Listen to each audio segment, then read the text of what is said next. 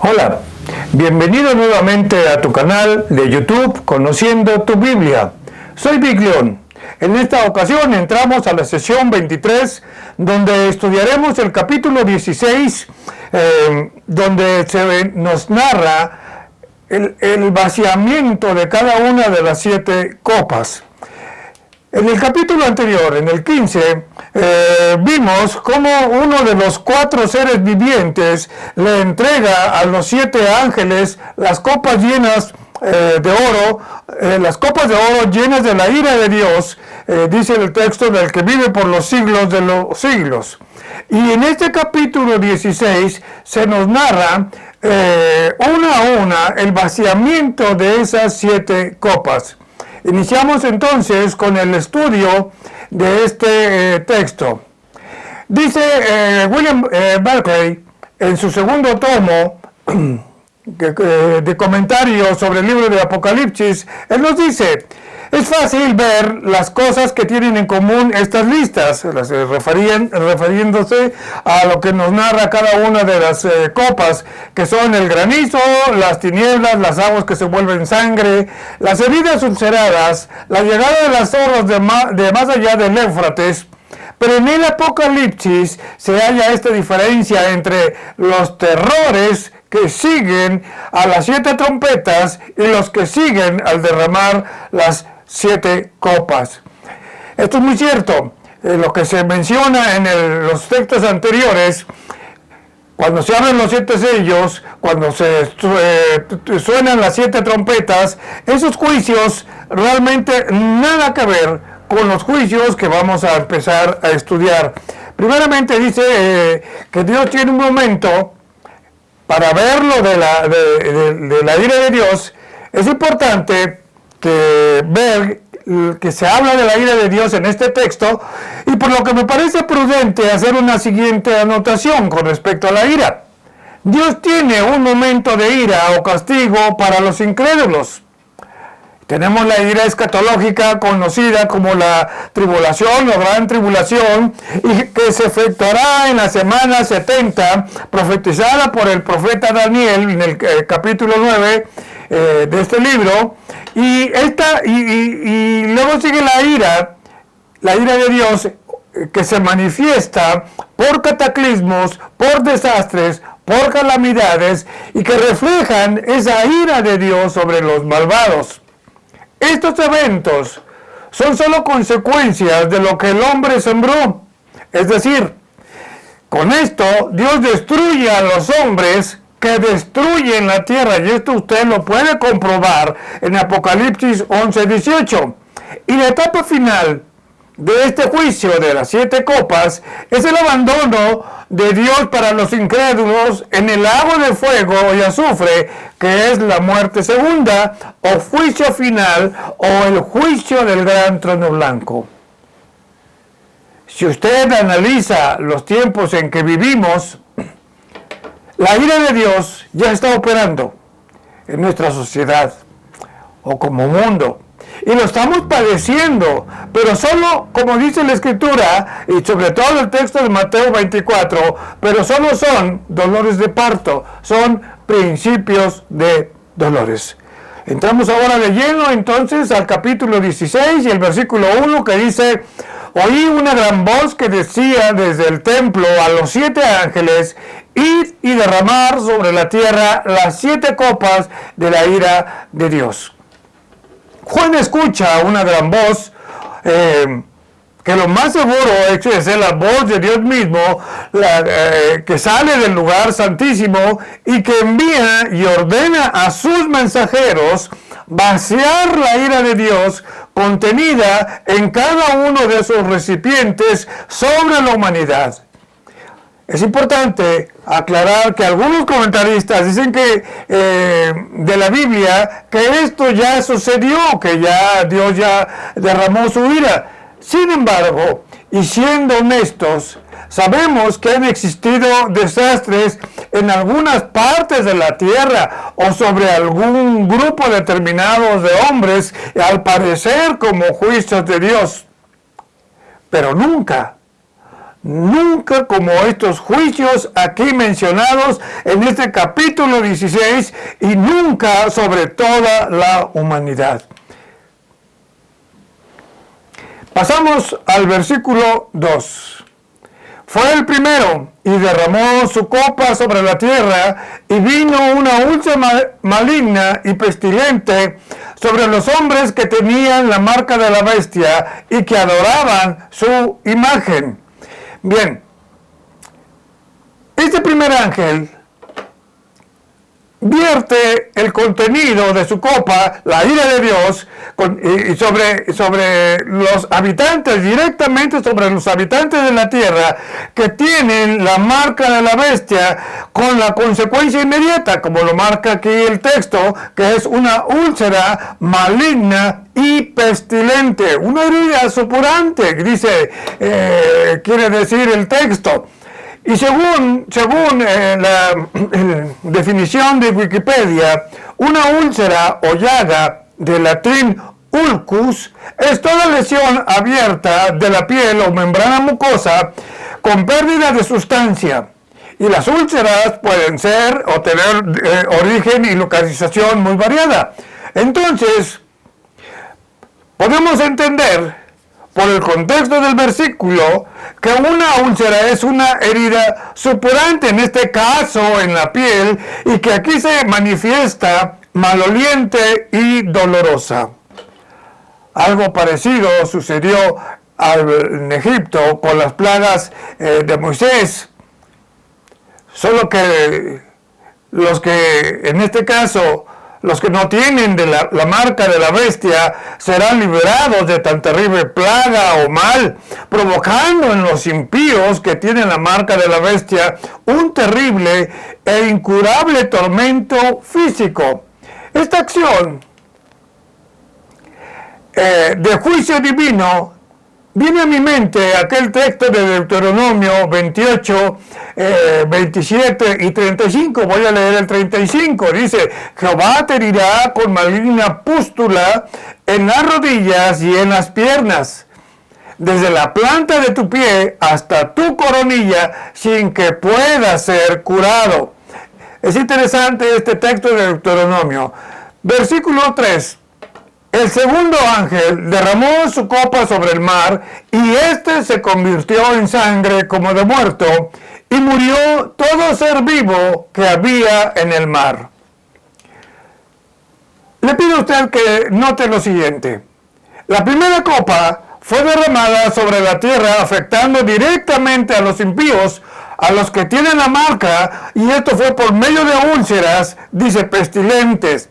Ahora esta segunda copa es vertida sobre el mar, el mismo que se convierte en un líquido parecido a sangre de muerto, es decir, sangre coagulada y espesa, y como consecuencia, todo ser vivo que habita en el mar muere.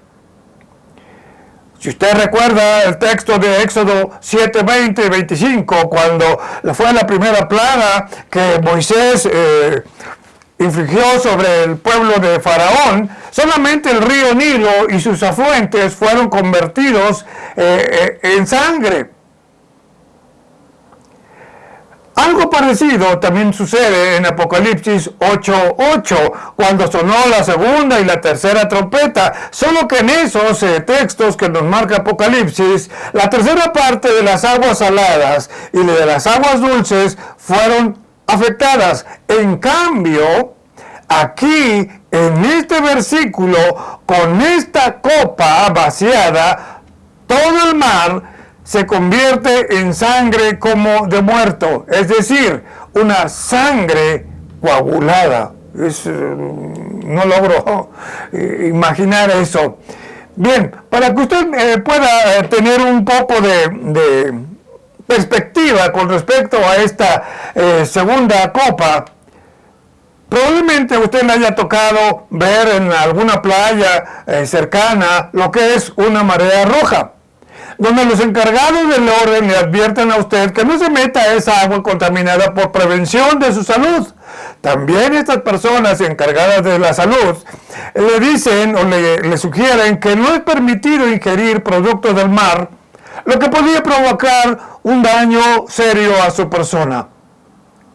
Ahora le pido a usted, mi estimado videoescucha, ¿puede imaginar una marea roja en el mundo de grandes proporciones y con características de sangre coagulada? O sea, un líquido rojo espeso tan vasto como el mar. Inimaginable. Realmente inimaginable. Versículo 4. El tercer ángel derramó su copa sobre los ríos y sobre las fuentes de las aguas y se convirtieron en sangre.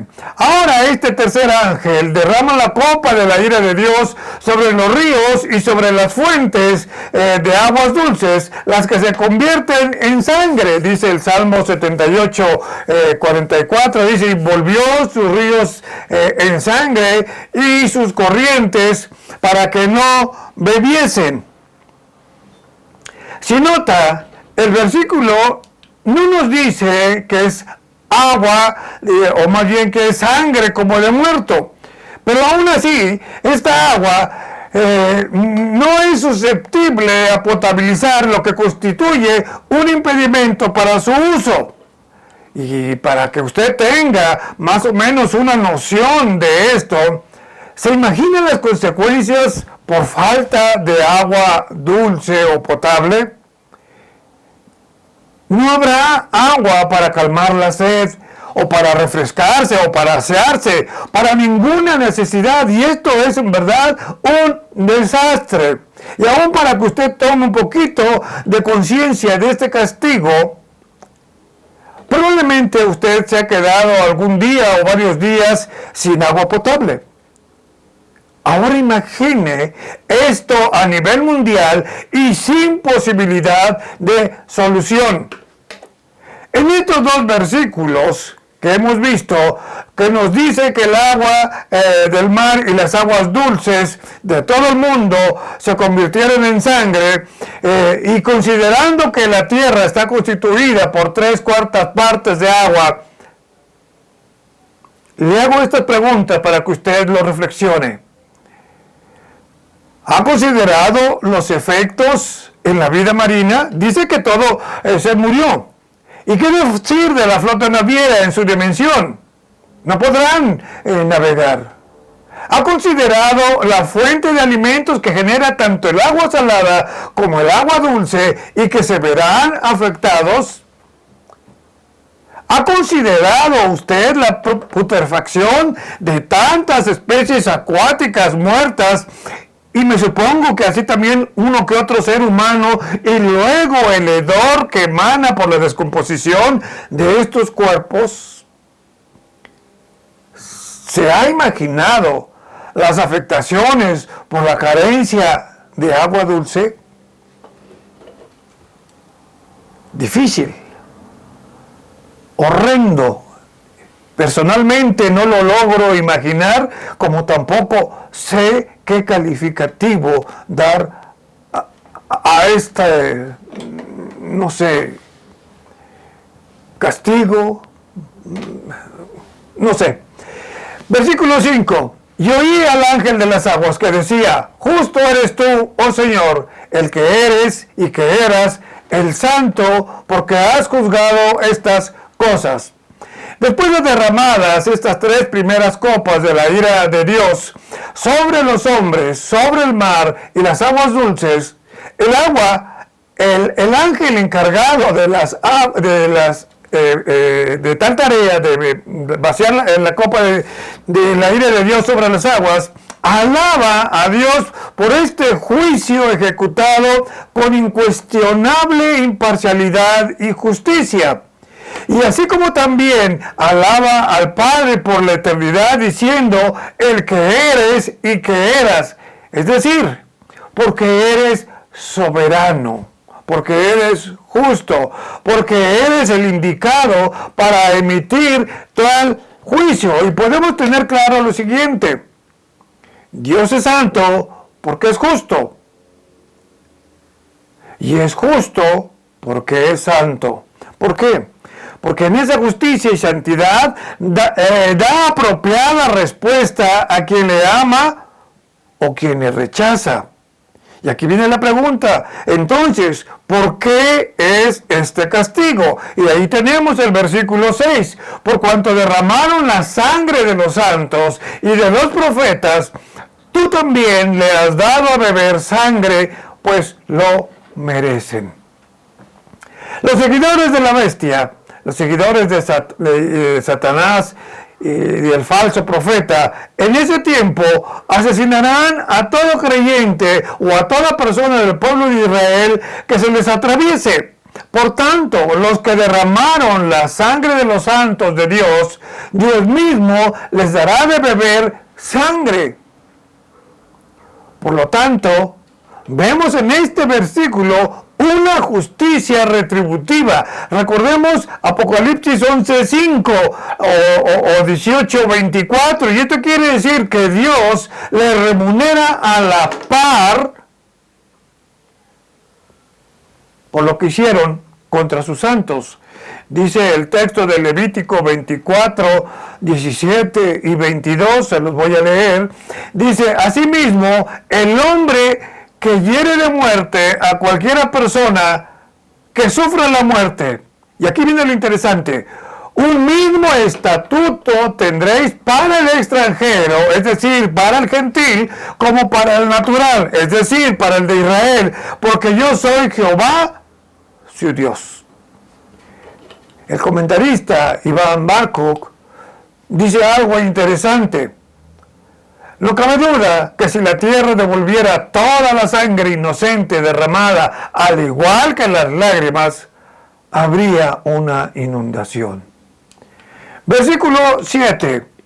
También oí a otro que desde el altar decía, ciertamente, Señor Dios Todopoderoso, tus juicios son verdaderos y justos. Otro ángel más aparece en esta escena solo para confirmar que los juicios de Dios son verdaderos y justos, en alusión también a la soberanía y omnipotencia divina, y esto indica que sus juicios no son arbitrarios, sino que es correcta y justa retribución a los malos.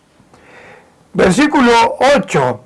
El cuarto ángel derramó su copa sobre el sol, el cual fue dado quemar a los hombres con fuego.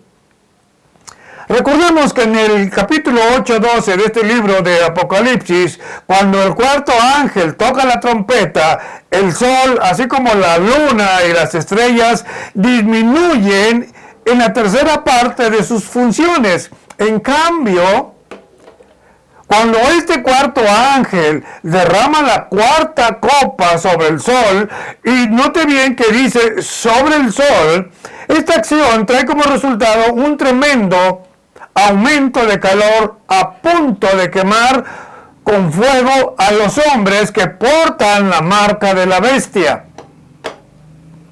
Un evento cósmico determinado y controlado por Dios. Recordemos que Dios tiene control de todo, aún en estos desastres. Y para medio comprender este juicio, le invito a reflexionar sobre los sucesos de calor agobiante que ha sufrido la Tierra tan solo en el año 2019. Unas temperaturas tan altas como nunca se habían presentado. Incluso se sabe que en algunos lugares del mundo, como Kuwait, llegó la temperatura aproximadamente a 60 grados. Y si usted vio los noticieros de ese entonces, todavía hay reseña de esto, habrá escuchado que en lugares de gran frío, estoy hablando como en los polos, en Alaska, por ejemplo, llegaron las temperaturas a 18 grados sobre cero, algo inaudito. Y esto ha logrado deshielar los polos con las concebidas consecuencias. Ahora le invito a que piense, ¿cómo será este calor profetizado. Aquí en mi espalda tenemos, por ejemplo, las temperaturas que hubo en ese entonces en España, en Europa. Arriba tenemos esos ventiladores en Francia, humidificando a las personas. Allí tenemos en Francia también, en el río Sena, las personas que se van a refrescar, y hasta abajo en la esquina vemos un mapa donde está o cómo los satélites registran las zonas de alto calor que hubo en ese tiempo. Versículo 9. Y los hombres se quemaron con el gran calor y blasfemaron el nombre de Dios, que tiene poder sobre estas plagas, y no se arrepintieron para darle gloria. El hombre, como vemos, ya ha experimentado varias plagas y azotes. A recordar, las úlceras malignas primeramente, malignas y pestilentes, luego el mar convertido en sangre, luego el agua dulce convertida en sangre, y ahora un sol quemante. Pero el hombre, en su arrogancia, se muestra hostil contra Dios y le desafía. Y como respuesta del hombre, este blasfema, maldice y reniega contra Dios. A pesar de este juicio, el hombre culpa a Dios de tal desgracia y no se arrepiente. O sea, una oportunidad de salvación echada a la basura por los impíos, y esto, créeme que también lo vemos todos los días. Y como se observa, nada ni nadie puede mover esos duros corazones. Dice el texto de Romanos, capítulo 2, versículos del 1 al 6. Solamente leeré el versículo 5 y 6. Dice: pero por tu dureza y por tu corazón no arrepentido, atesoras para ti mismo ira para el día de la ira, es decir, para ese tiempo, y de la revelación del justo juicio de Dios, el cual pagará a cada uno conforme a sus obras. Y como dice Apocalipsis 9, 20, 21, ni aún así se arrepintieron. Versículo 10. El quinto ángel derramó su copa sobre el trono de la bestia, y su reino se cubrió de tinieblas, y mordían de dolor sus lenguas. Ahora surge este quinto ángel, quien derrama su copa o recipiente sobre el trono de la bestia, y como consecuencia todo su malvado reino, su reino mundial, queda en tinieblas. Y por tanto, esta copa apunta directamente al trono mismo de Satanás, un trono que ha pervertido y entenebrecido al mundo, pero ahora Dios lo hace de una manera real, con unas tinieblas que causan dolor a los que tienen la marca de la bestia. Este dolor les hace morder sus lenguas. Imagine usted qué fuerte es ese dolor para querer mitigar o distraer su dolor por medio de morderse la lengua. Tal vez sea por la consecuencia de las úlceras, o probablemente que este tipo de tinieblas acentúen el dolor de esas úlceras. Esto en contexto con el verso siguiente.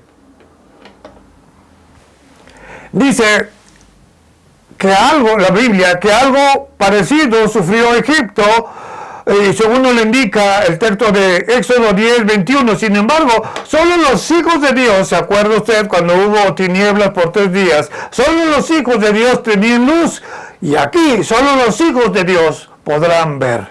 Estos juicios ya estaban profetizados, según nos lo dice Isaías 13, 10, o Isaías 24, Joel 13, 14, Sofonías 15. Les voy a leer el texto de Sofonías 15, bueno, usted lo tiene aquí. Dice: día de ira, aquel día de angustia y de aprieto, día de alboroto y de asolamiento. Y escuche: día de tiniebla y de oscuridad, día de nublado y día de entenebrecimiento. Pero ahora viene aquí la pregunta. ¿Dónde se encuentra el trono de Satanás? Quiero partir de este texto de 1 de Juan 5:19. Dice que el mundo entero está bajo el maligno. Realmente no veo un lugar físico definido que me diga aquí está el trono de Satanás. Sin embargo, algunos comentaristas y estudiosos de la Biblia especulan que sea Roma porque consideran a esta ciudad como la gran ramera, como la sede del gobierno mundial. Otros piensan que probablemente sea Israel porque como habrá aquel tratado de paz y el texto de segunda de Timoteo 2, 3 y 4 dice que ahí se sentará el anticristo y pedirá ser adorado como Dios. No me atrevo a asegurar o a designar un lugar. Lo que sí sé es que tal trono y reinado de Satanás queda bajo juicio directo de Dios por medio de algún tipo de tinieblas. Versículo 11.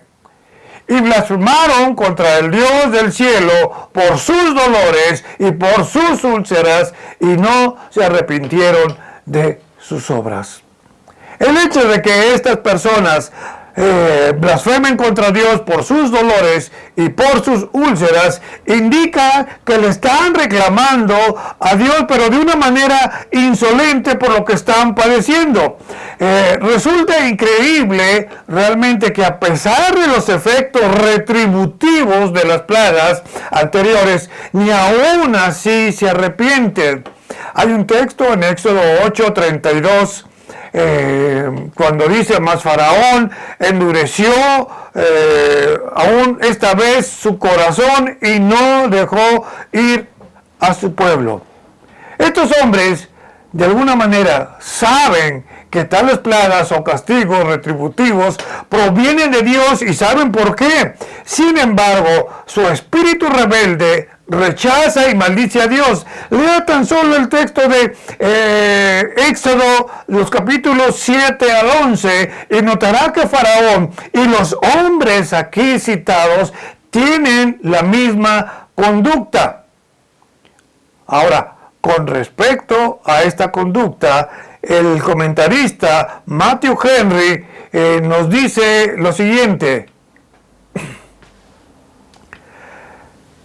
De la misma manera, cuando la gracia de Dios cae una y otra vez sobre un inconverso y no produce la bendición que debería producir, la gracia rechazada se torna en juicio condenatorio. Y eso es lo que está pasando en esto que estamos leyendo. Versículo 12. El sexto ángel derramó su copa sobre el gran río Éufrates y el agua de éste se secó para que estuviese preparado el camino a los reyes del oriente. Este río, conocido también como el río Grande, que se menciona desde el libro de Génesis, recorre una longitud aproximada entre 2.700, 2.800 kilómetros y que en la parte final de su recorrido se une al río Tigris para que juntos desemboquen al Golfo Pérsico. Lo vamos a ver en el mapa más adelante. La Biblia lo cita varias veces desde Génesis 2, e incluso lo pone como un límite natural de Edén. También es importante tener en cuenta que este río, por su importancia, pues anticipadamente se nos habló en el capítulo 9, versículo 13, cuando suena la sexta trompeta, el propósito del secado de este río, es decir, abrir paso a la invasión del gran ejército de los 200 millones y la aniquilación de la tercera parte de la humanidad. Es importante este versículo considerando que en varias ocasiones en la Biblia Dios muestra su poder al secar las aguas para sus propósitos. Por ejemplo, en Éxodo 14, cuando el mar rojo se abrió y dice, y pasaron como en seco. Cuando José pasó el Jordán y también dice que pasaron como en seco.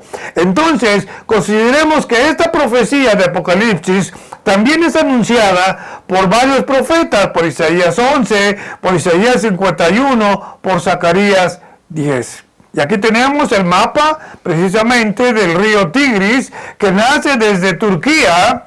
Lo vemos aquí cómo recorre y llega a este punto donde se reúne con el río Tigris. Aquí lo tenemos, cómo se une con el río Tigris y desembocan al Golfo Pérsico.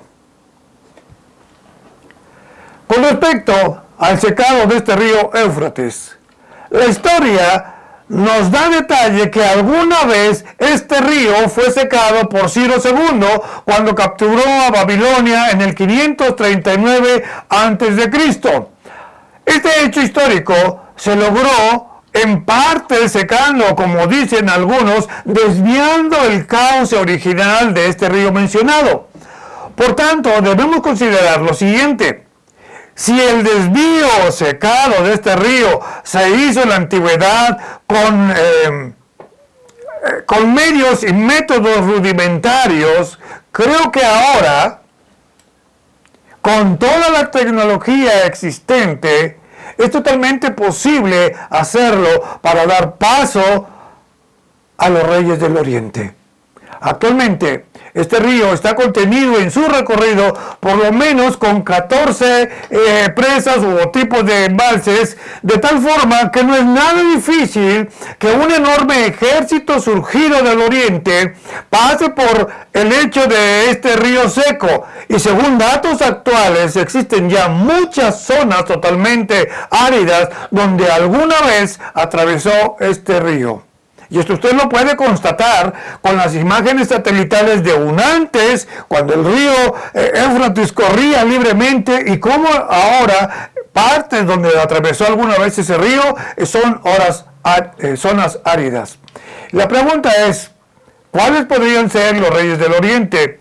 Bueno, de sobra es sabido que estos países orientales son China, Hong Kong, las Coreas, Japón, Tailandia, algunos incluyen hasta la India. Países con enormes recursos humanos, económicos, industriales y militares que con gran facilidad pueden constituir un ejército de 200 millones mencionado en Apocalipsis 16, mencionado en Ezequiel 38 y en Daniel 11. Entremos al versículo 13 y 14. Y vi salir de la boca del dragón, y de la boca de la bestia, y de la boca del falso profeta, 3 espíritus inmundos a manera de ranas. Pues son espíritus de demonios que hacen señales y van a los reyes de la tierra en todo el mundo para reunirlos a la batalla de aquel gran día del Dios Todopoderoso. En este versículo se menciona 3 veces, si usted lo notó, la palabra boca. Y la interpretación más cercana es que esta tríada satánica posiblemente usará la oratoria o el poder de convencimiento por medio del diálogo, o tal vez por medio de una propaganda bien elaborada, de tal forma que muchos países y sus líderes creerán a esta trinca demoníaca. Y ahora aquí viene lo interesante. Dentro del simbolismo bíblico, las ranas son consideradas animales inmundos que producen un ruido molesto, sin sentido y que saltan sin dirección alguna. Por tanto, la posible explicación o significado de estas ranas tal vez sea por lo inmundo, por lo frío, por lo resbaladizo y sin dirección específica de sus palabras. O sea, que lo que sale de sus bocas son demonios al servicio de Satanás. Y como se observa en el versículo 13, salen 3 espíritus inmundos, y aquí en el 14 indica que son demonios que salen, demonios poderosos, inmundos, fríos y resbaladizos, tal como son las ranas, pero que hacen señales sobrenaturales y con el propósito de engañar o forzar a los reyes para reunirlos y unificar fuerzas en contra de Dios, en contra de su Hijo, en contra de su pueblo, en la batalla de Armagedón. Según la expresión, como dice el texto que estamos estudiando, aquel gran día del Dios Todopoderoso, se menciona mucho esta expresión tanto en el Antiguo como en el Nuevo Testamento. En el Nuevo Testamento se menciona como el día del Señor o el gran día. Pero este es un tiempo fijado por Dios donde se concluirá este sistema llamado mundo.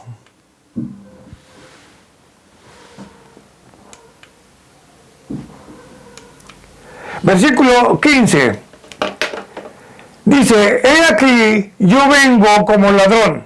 Bienaventurado el que vela y guarda sus ropas para que no ande desnudo y vean su vergüenza. Este versículo constituye una promesa frecuente, repetida con relación a la segunda venida de nuestro Señor Jesucristo, donde deja ver que su regreso será sorpresivo e inesperado.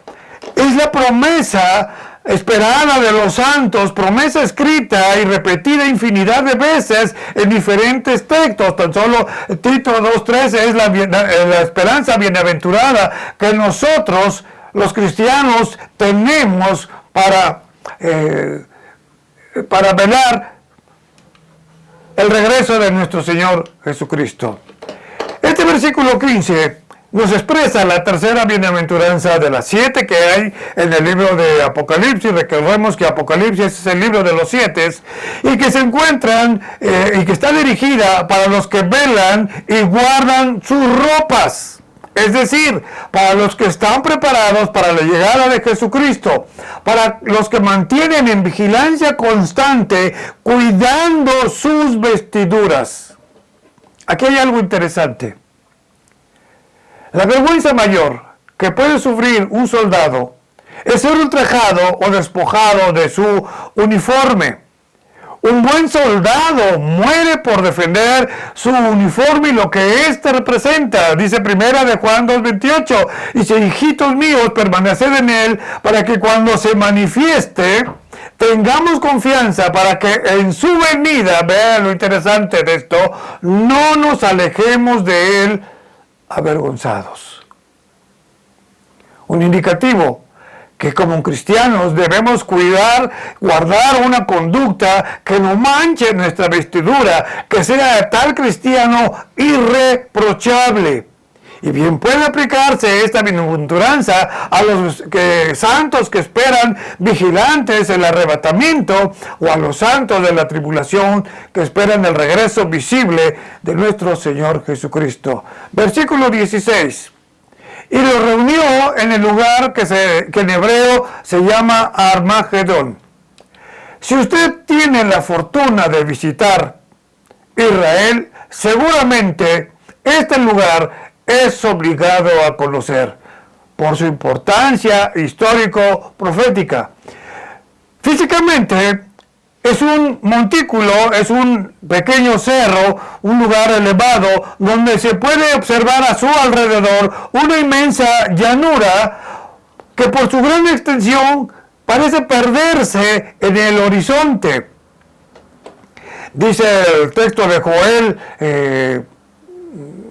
3.2, dice, reuniré a todas las naciones y las haré descender al valle de Josafat y allí entraré a juicio con ellas. Esta llanura también es conocida como llanura de Israelón o valle de Jerreel, por lo que no se trata entonces de un lugar simbólico, es un lugar real, es un lugar físico, es un sitio geográfico donde se concentrarán las hordas militares de gran parte del mundo dirigidas por fuerzas demoníacas para la batalla en contra de Dios Todopoderoso y su Hijo y su pueblo. Un área enorme donde el gran conflicto se extenderá hasta Jerusalén y donde Satanás y el anticristo y el falso profeta serán vencidos. Aquí tenemos una vista, este es el montículo que les mencionaba, y si usted puede ver alrededor, las llanuras parecen juntarse con el horizonte. Versículo 17. El séptimo ángel derramó su copa sobre el aire y salió una gran voz del templo, del trono, diciendo, hecho está. A partir de este versículo, le ruego por favor mucha atención, porque es bastante extenso este versículo y con mucha información. Hemos visto el resultado de los juicios de los 7 sellos, el resultado de los juicios de las 7 trompetas, y ahora estamos al final de los juicios de las 7 copas. Este último juicio es el más espeluznante de todos, y repito, de todos los juicios, cuyas consecuencias se van a describir en los siguientes versículos de este capítulo y continúan hasta el capítulo 18. Es importante señalar, en este caso el texto que estamos estudiando, que del cielo sale una poderosa voz que dice, hecho está. Esta expresión me intriga un poco, dado que en Juan 19:30, cuando Jesús estaba en la cruz, hace una expresión similar cuando dijo, consumado es. Y aquí viene la pregunta, ¿cómo conciliar estas dos expresiones? ¿Qué implica cada uno? Primero, la expresión de este versículo de Apocalipsis que dice, hecho está, indica que el juicio de Dios por fin se ha completado. Que después de esta última copa ya no habrá más manifestaciones de juicio, no hay más que añadir, porque en ellas, como dice el texto en 15:1, porque en ellas se consuma la ira de Dios. El derramamiento de esta última vasija o copa implica conclusión de los juicios de Dios, la condenación de todo impío, el cese de toda oportunidad y el cierre de la puerta de la salvación para este tipo de gente, y por supuesto que con ello y como colofón la manifestación gloriosa de Jesucristo para la instalación de su reino milenial. Cuando Jesús dijo, consumado es, aplica a la obra de Jesucristo en la cruz. E indica que ya no hay más que agregar a ese sacrificio, que el tiempo de salvación se ha presentado para todo aquel que en él cree como Dios y Salvador. Entonces, podemos concluir que cuando Jesús, estando en la cruz, dijo, consumado es, implica que el tiempo de salvación había llegado y no había nada más que agregar. Mas cuando Dios dice en este versículo de Apocalipsis 16, hecho está, indica que el tiempo de salvación ha terminado. Tremendo esta parte. Versículo 18. Entonces hubo relámpagos, voces y truenos, y un gran temblor en la tierra, un terremoto tan grande cual no lo hubo jamás desde que los hombres han estado sobre la tierra.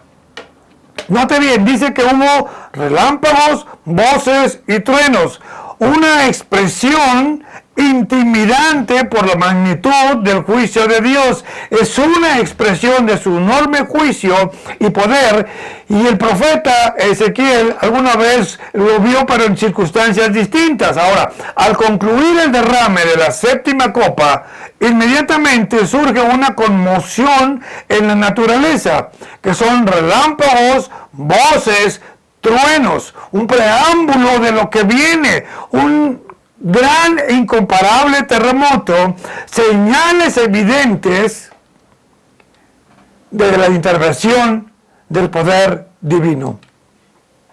Es importante señalar que en este libro de Apocalipsis suceden dos terremotos previos. El primero se ve en Apocalipsis 6:12 en relación al sexto sello, y el segundo sismo se ve en Apocalipsis 11:13 con relación a la resurrección de los dos testigos. Pero aquí, en este versículo, dice que sucede un mega terremoto como nunca en la historia de la humanidad se ha experimentado. Y aquí le hago a usted la pregunta: ¿acaso logra usted dimensionar la magnitud de ese terremoto? Si no, voy a irlo descubriendo poco a poco. Solo sé que es una copa de juicio derramada sobre los pecadores que no lo conocieron y que ni aun viendo tales portentos inclinaron su cabeza. Es un tremendo terremoto como señal de justicia a los incrédulos. En Mateo 27:51, cuando Jesús muere, también sucede un terremoto, y aunque no de la magnitud que se menciona en esta porción de Apocalipsis, sin embargo, tiene su importancia. Es decir, anuncia que la justicia que es por la fe ha llegado, y representando con este terremoto y como consecuencia el rompimiento del velo de arriba hacia abajo, e indica con ello que tenemos los cristianos un acceso directo al trono de la gracia. Y si usted analiza su Biblia, se dará cuenta que un terremoto o sismo es señal de juicio. Versículo 19. Y la gran ciudad fue dividida en 3 partes, y las ciudades de las naciones cayeron, y la gran Babilonia vino en memoria delante de Dios para darle el cáliz del vino del ardor de su ira.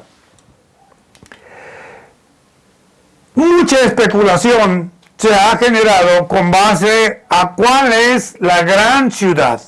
Sin embargo, y sin ser dogmático, según Apocalipsis 11:8, la gran ciudad se refiere a Jerusalén misma, que sufrirá modificaciones físicas gracias a ese megaterremoto, y cuyo propósito es enaltecer a Jerusalén como la ciudad de Dios. Y ahora note lo siguiente. Esos cambios que según Zacarías se darán en el Monte de los Olivos, dice que se dividirá en 2, creando así un nuevo valle, donde surgirá un abundante manantial que generará 2 corrientes de agua, una hacia el Mar Muerto y otra hacia el Mar Mediterráneo. Este manantial será tan abundante que materializará la profecía de Isaías 35:1, donde dice: se alegrará en el desierto y la soledad, el yelmo, es decir, lo seco, se gozará y florecerá como la rosa. Y aunque Jerusalén sufrirá las consecuencias de ese megaterremoto, será para bien. Pero aquí viene lo importante. Las naciones y sus ciudades también sufrirán las consecuencias de ese mega sismo. Me llama la atención en este texto que estamos estudiando, la palabra naciones cayeron, la palabra cayeron, la palabra caer, del griego pipto, que aquí se utiliza, que indica derrumbarse. Esto quiere decir que el juicio de Dios alcanza, por medio de este terremoto, un rango nunca antes visto sobre las naciones. Y si usted cree que la Gran Babilonia se refiere al Vaticano, pues también le incluye en este juicio. Este megasismo alcanza también la sede del gobierno del anticristo, Babilonia. Es decir, porque cuando dice Babilonia vino en memoria delante de Dios, quiere decir esto, que Dios no olvida la injusticia ni el pecado cuando no hay arrepentimiento. Es por eso que dice que va a traer a memoria de él todas las perversiones de Babilonia, y las juzgará con severidad, dándole el cáliz de su ira a Babilonia, es decir, el cáliz de la indignación divina, como lo vemos en 14:8, y por eso dice en el versículo 17, hecho está. Y aquí viene lo interesante. La descripción de la caída de Babilonia se describe en los versículos 17 y 18. Versículo 20. Y toda isla huyó, y los montes no fueron hallados. Con el 6º sello, ¿se acuerda usted en el 6:14 de este libro? Se remueve todo monte y toda isla de su lugar. Pero en esta 7ª copa, El suceso es aún más severo y mi mente no logra dimensionar la magnitud de este evento, y aunque me horroriza pensar en los resultados de lo que indica esta porción bíblica, esta porción de Apocalipsis pareciera una metáfora o una hipérbole. Sin embargo, creo, y más bien estoy convencido de que este evento anunciado será literal y será tal ese megaterremoto que cambiará la fisonomía de la tierra. Solo imagina lo que dice: toda isla huyó. Es decir, las islas desaparecerán, o sea que las islas se hundirán, y los cerros, las montañas, las cordilleras, las cadenas montañosas que conocemos por la intensidad y conmoción de este super sismo, harán que éstas no se vean más. En verdad que no encuentro palabras para explicar o describir esta gran conmoción en la tierra. Con todo lo descrito, este evento por venir, tiene la finalidad de restaurar el terreno para cuando Jesucristo regrese, con el propósito de que se cumpla la profecía de Jeremías 3:17. Dice: en aquel tiempo llamarán a Jerusalén trono de Jehová, y todas las naciones vendrán a ella en el nombre de Jehová en Jerusalén, ni andarán más tras la dureza de su malvado corazón.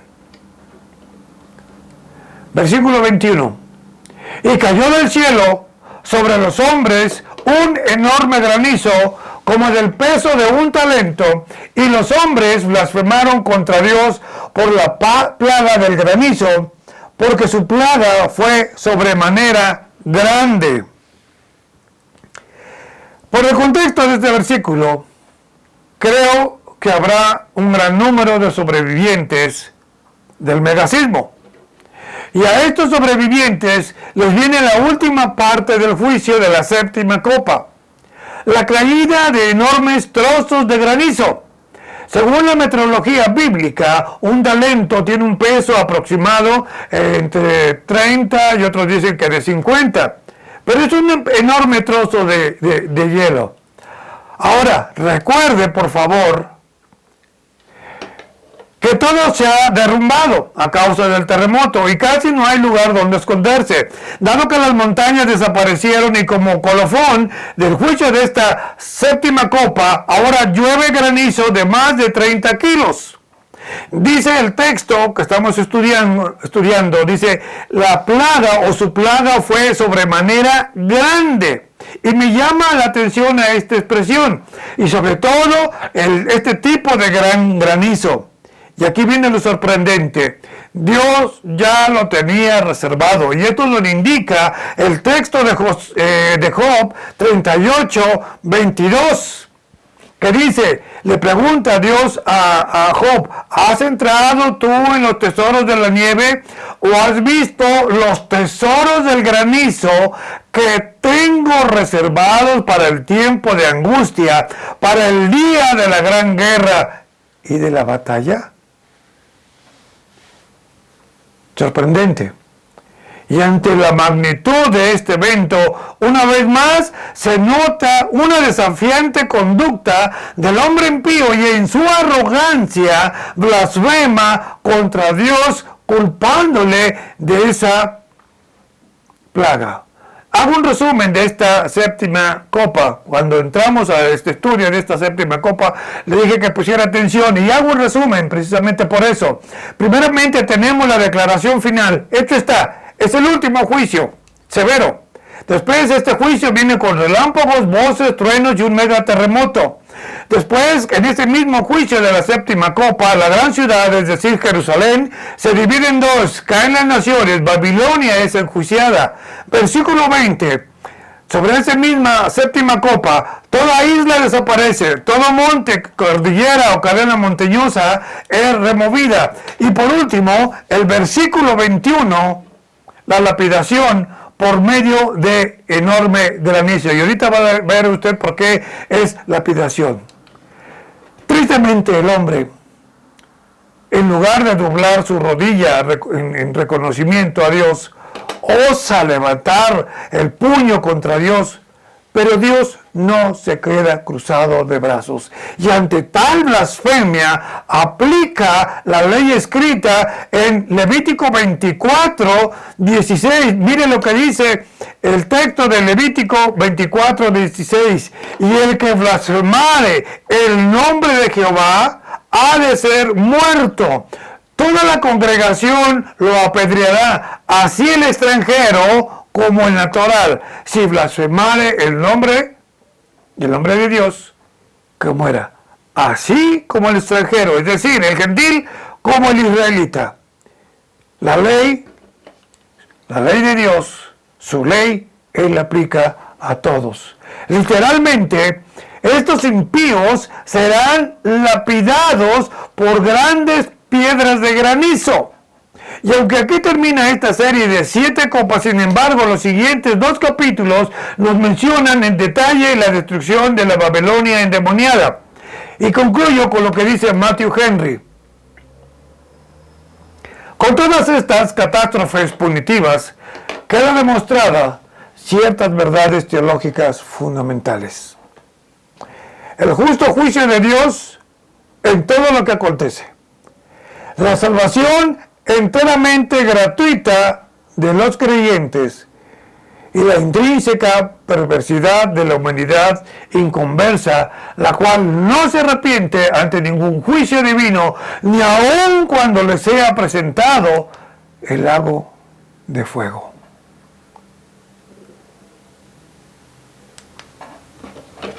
Tremenda esta parte. Le dejo las preguntas de repaso para que usted allí en su casa estudie este capítulo bastante interesante. Si usted lo logra entender o profundizar en este estudio, créame que le va a ser de gran bendición para su vida. Vemos aquí todo el contenido en estas preguntas de lo que hemos estado estudiando y de veras se va a usted maravillar con el conocimiento que usted va a adquirir si se aplica en este estudio. Y una vez más, gracias por su atención. Suscríbase a este canal, toca la campanita para recibir notificaciones de este canal. También obséquenos un like, comparta este material, instruya a otras personas con este material, sea usted un evangelizador por medio de este material. También sus comentarios nos ayudan a mejorar. Y recuerde, mi estimado videoescucha, la tierra tiene que ser llena del conocimiento de su gloria, como las aguas cubren el mar. Gracias por su atención. Dios les bendiga.